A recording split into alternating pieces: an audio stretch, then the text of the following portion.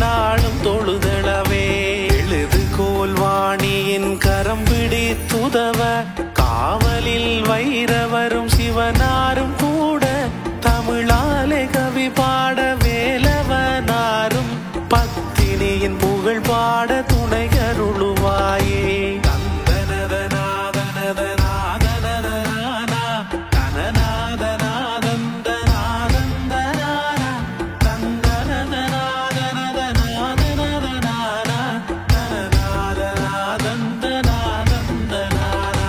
இலங்கும் செம்முத்து இலங்காபுரியில் ராவண ஈஸ்வரன் ஆண்டதொரு தேசம் உலகனாட்சி வழி மண்முனை என்னும் தான் தோன்றும் லிங்கம் அருள் கொண்டதொரு தேசம்.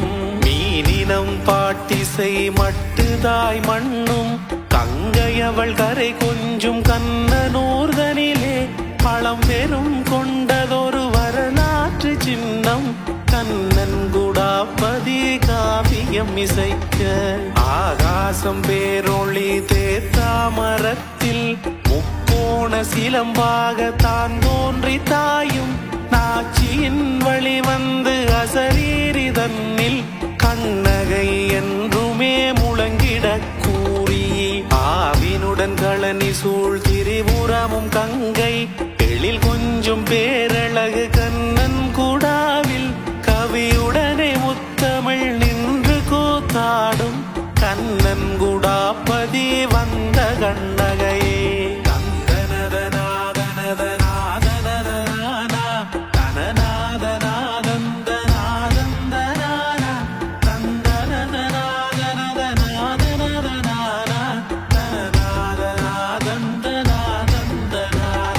சிவனாரின் அருள் பெற்று நாகமங்கலையாய் பாண்டிய நாட்டினில் மாங்கனி உருவாய் பறித்திட பாண்டியன் நெற்றி விழி நீங்கி புதித்திட்ட தெய்வீக மாங்கனி செல்வியே. பொற்குடம் தன்னிலே பிறந்திட்ட செல்வினி பேழையில் தவழ்ந்திட்ட பொற்பேழை செல்வினி கண்ணாலே நகைத்திட்ட கண்ணகை செல்வினி கண்ணன் குடாப்பதி வந்த கண்ணகையே.